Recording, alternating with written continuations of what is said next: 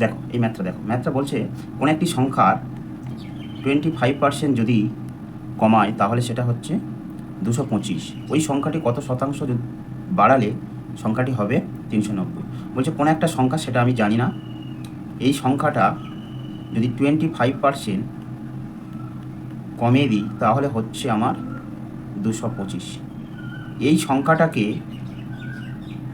কত শতাংশ বাড়ালে সংখ্যাটি হয় 390। এই হলো মূল অঙ্ক।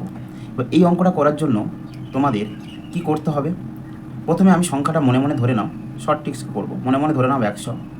ওই সংখ্যাটিকে 25% কমেছে, মানে আছে কত, 75।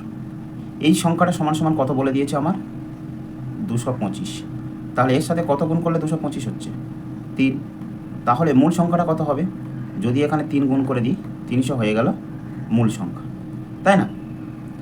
এবার যদি মূল সংখ্যা 300 হয়, এই সংখ্যাটা বেড়ে কত হয়েছে, 390। আমার বেড়ে হয়েছে 390, এখন বেড়েছে কত, 900। আমার জানতে চেয়েছে কত, কত শতাংশ বাড়ালে, তাহলে আমার বেড়েছে 90, সংখ্যাটা ছিল 300, তার সাথে যদি 100 গুণ করে দিই তাহলে হয়ে যাবে পার্সেন্টেজ। তাহলে কত পার্সেন্টেজ হলো, এটা সমান সমান 25%, তাই না? তাহলে এই সংখ্যাটা কত, 0 0 কেটে দাও, পার্সেন্টেজ এখন না, সেই দেওয়া যায়। আর এটা সমান 3×9, মানে আমার হয়ে গেল কত পার্সেন্ট, 30%। এই সংখ্যাটা তোমাদের জানতে চেয়েছে যে কত শতাংশ বাড়ালে সংখ্যাটি হবে এত। ঠিক আছে, তো আমার উত্তর হয়ে গেল ডিএডটা right answer.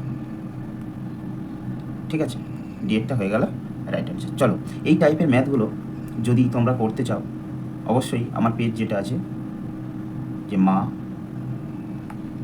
Maths solution point, এটা আমার ইউটিউব চ্যানেল। আর যারা ফেসবুকে দেখছো